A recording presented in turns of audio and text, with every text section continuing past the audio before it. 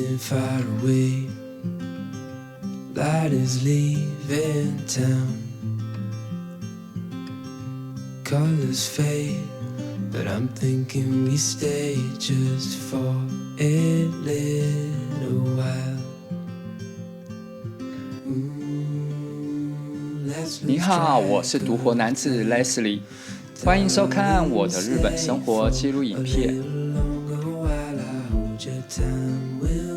如果白天可以变长，这个世界的美景就能看得再久一点了。每次旅行总是忍不住这么想，却又臣服于日落而息的自然规律。不过在日本旅游的时候，出现了一种夜间参拜的体验，就是延长樱花或红叶的欣赏时间，让人看见自然绝美的不同风貌。有别于白天欣赏美景的视野，夜间参拜强调的是灯光营造出来的意境。忘掉白天赏枫的感受，享受寺院的另一种美感。分享京都世间不输白天的夜风美景，现在就跟我一起出发吧。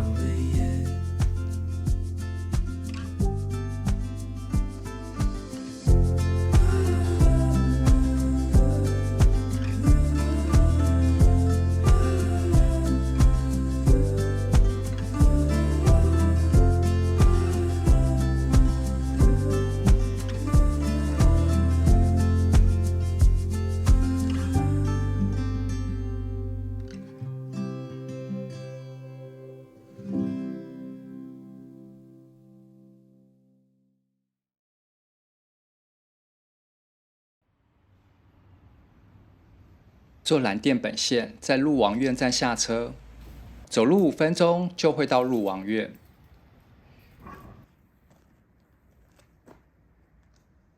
从山门向室内看，有条深不见底的红叶小径。这一条长达300公尺的石头参道，两侧布满火红的枫叶，搭配灯光，像是一条通往魔幻世界的隧道。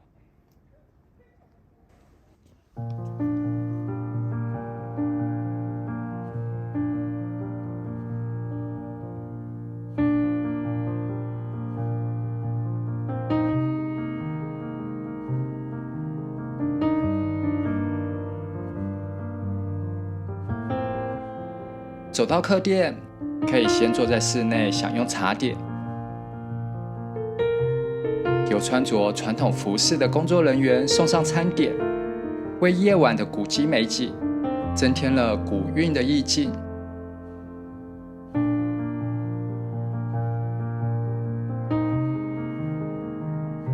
坐在原侧看向平庭寺枯山水庭园里的舍利殿，这里是灯光的焦点，也是这趟夜间参拜的重点。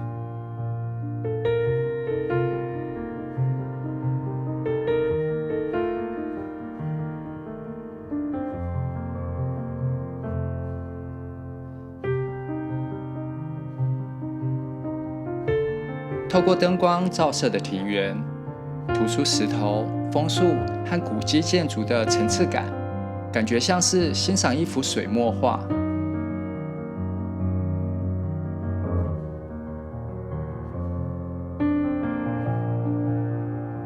走向舍利殿，换个角度欣赏客店和庭园。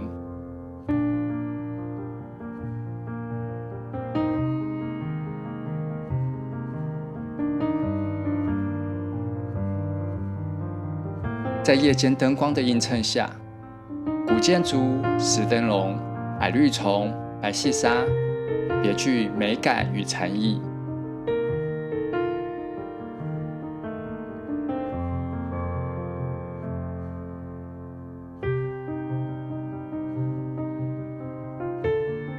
鹿王院建于室町时代，由将军足利义满建立，属于临济宗寺院。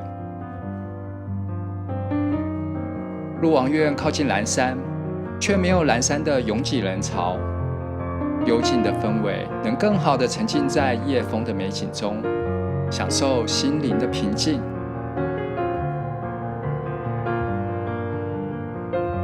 这里的灯光位置和颜色都经过精心安排，能够突出枫叶的红色和橙色，让枫叶在夜间显得更加璀璨，创造出一种梦幻般的效果。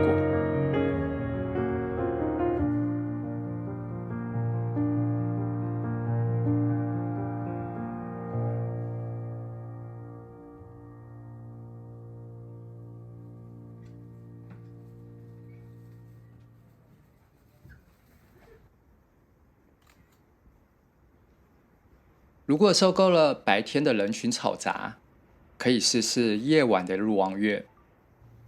在自然与人文相互交融的画面中，感受京都最纯粹的宁静。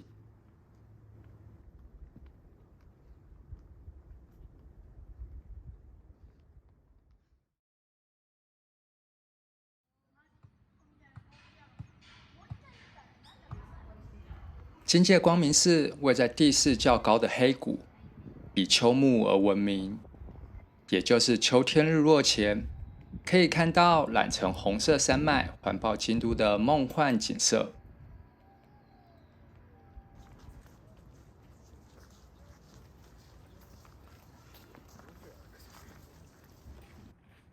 红叶季特别参拜期间，金界光明寺会开放玉隐堂、大方丈和紫云之庭3个地方。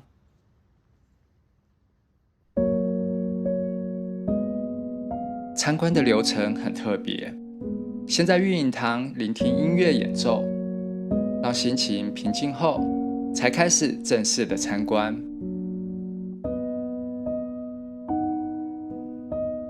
堂门挂甲松、白纱，庄严的方丈庭园流露出历史的厚重感。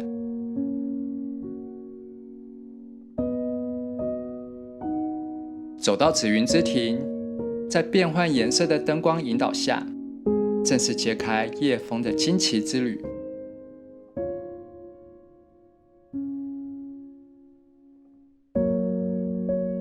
一开始就以庭园的全景惊艳全场，变换颜色的灯光打在层次分明的庭园上，枫红、绿树、池塘、小桥，梦幻中带点精致感。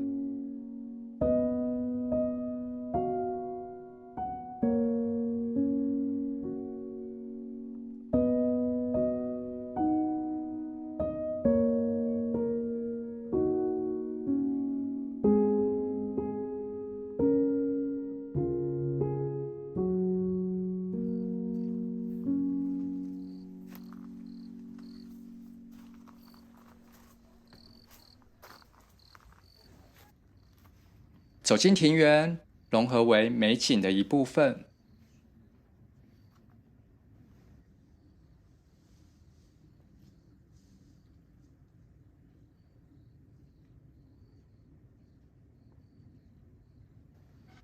近距离欣赏植栽与石灯笼的布局，慢慢地感受到了残雪的意境。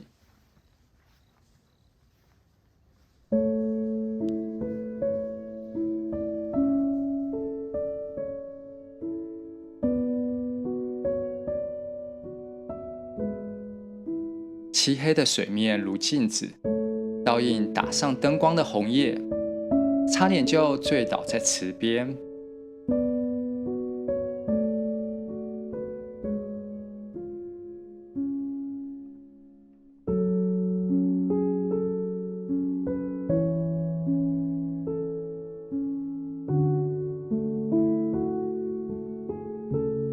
从庭园回头看向方丈，搭配前景的红叶与白纱，是一幅满分构图的画作。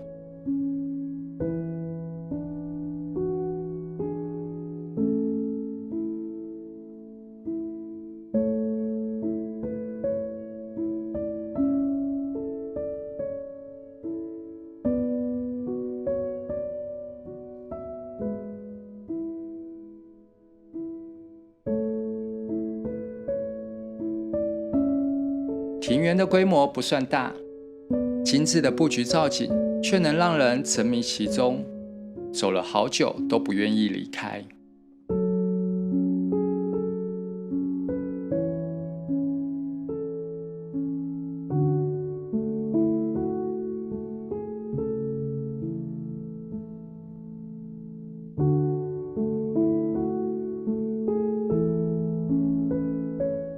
在金界光明寺赏枫，从一开始的听觉响艳，再到视觉及触觉的感动，是一段立体而沉浸的体验。相较其他观光名所，这里的观光客比较少，参观品质很不错。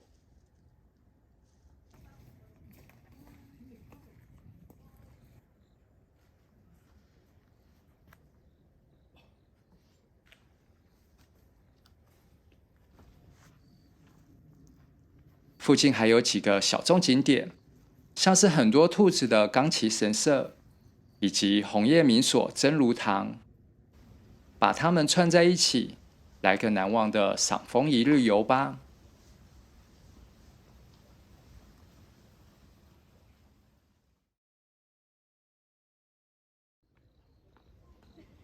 要参观高台寺，要先爬上这条红叶台索板。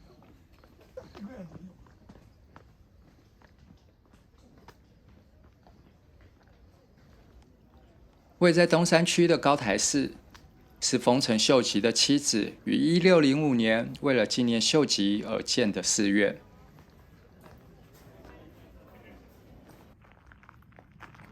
高台寺的建筑融合了桃山时代的华丽与江户时代的朴素。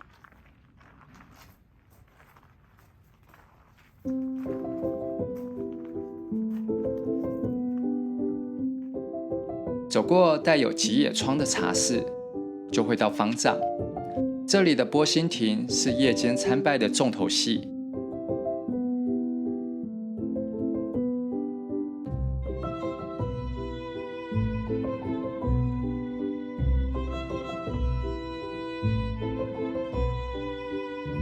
富有历史的堂门，流露禅意的白沙庭园，在灯光的投影下，把本来枯山水流动的意境变得更具象、更活泼。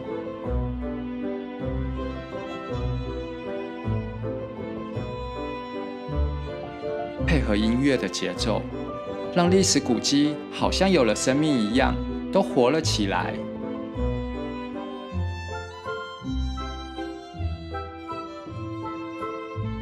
本该宁静的寺院，融合现代艺术后，创造出反差的新鲜感。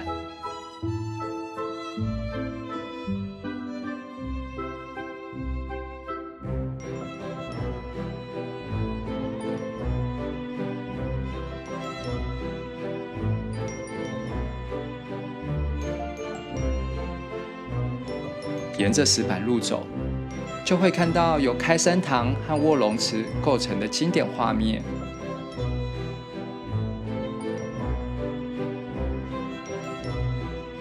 夜晚的卧龙池，在灯光的照射下，仿佛成了一面天然的镜子，倒映枫叶与建筑，毫不保留地展示最美的一面。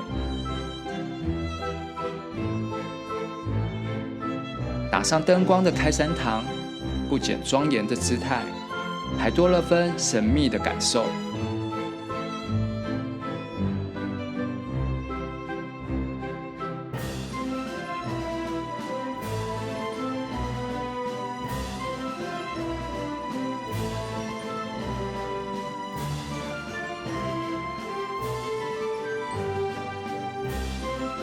位于境内高点的伞亭，是从福建城迁移过来的小茶室。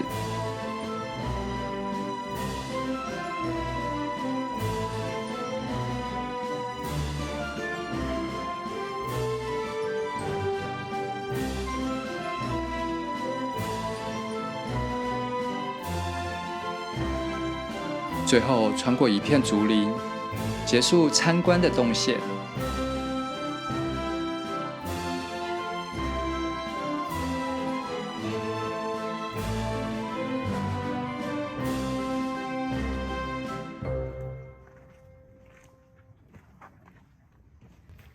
高台寺的夜风和其他寺院非常不同，透过声光影音的效果，感觉古今交错的穿越，像是为古典带来新生命。高台寺在春天可以赏夜莺，夏天也有夜间特别展，甚至还会向大众招募主题歌曲。宣传方面比一些公司企业还灵活，很难想象这些是一间超过400年历史的寺院会尝试的创意。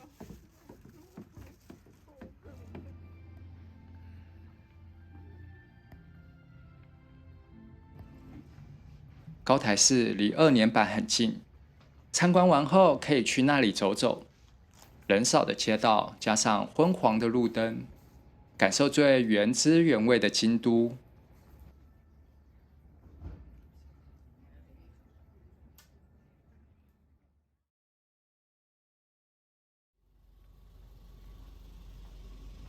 宝岩院是天龙寺的分寺，位置就在天龙寺旁边，很适合把这2个地方一起规划进蓝山的一日行程中。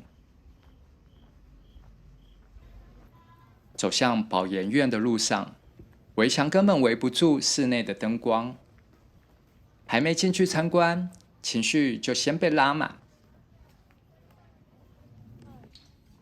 另一边有一排蓝山罗汉，70尊的石像虽然打上灯光，却透露出一股神秘感。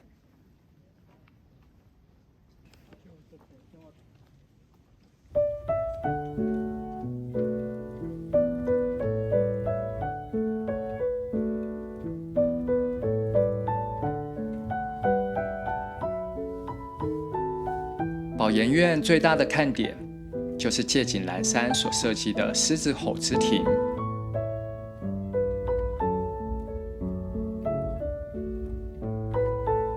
打上蓝色灯光的枯山水白沙碎石，让流动的意境更强烈，加上有红黄绿的树叶作为背景，画面上层次分明却又协调融合。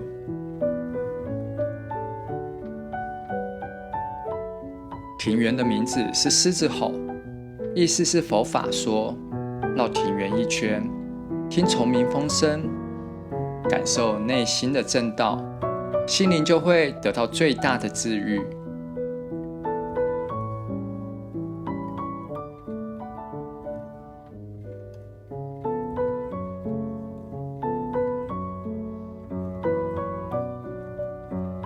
我在7年前的秋天来过这里，那时是11月初的白天，庭园内已经是一片火红了，所以对这里的枫红留下深刻的印象。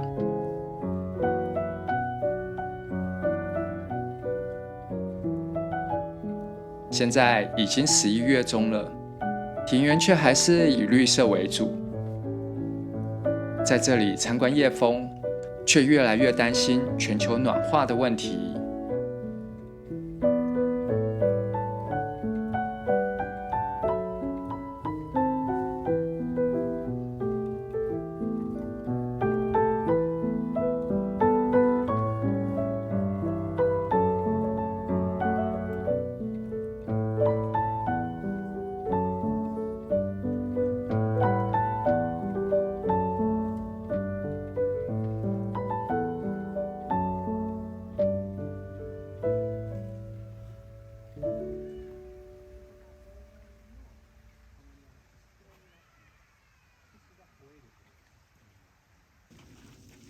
快走到出口的地方，才看到一间小小的茶室建筑。这里和前面分享过的夜枫景点不太一样，只有庭园的景观，少了建筑带来的人文古韵。不过，透过灯光营造出来的气氛，不但提供了有别于白天的视野，也为一天之中的最后一个行程留下值得深思的议题。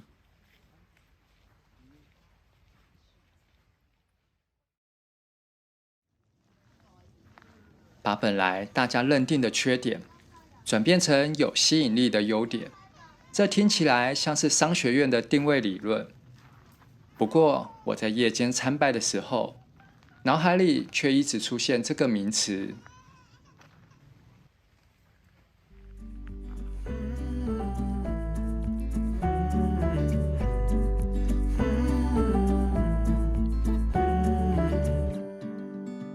本来晚上看不见的风景，透过打灯形成另一种意境，开发了新的市场。你看，日本的传统寺院是不是也很有生意头脑呢？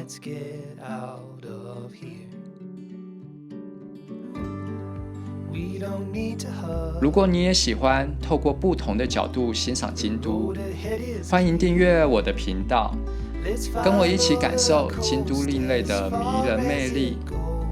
チャンネル登録よろしくね。That gives me an idea. Let's get lost together. Let's go chase that postcard. Wish you were here, weather. Let's get lost together. Cause if we don't, I know that I won't even last another year.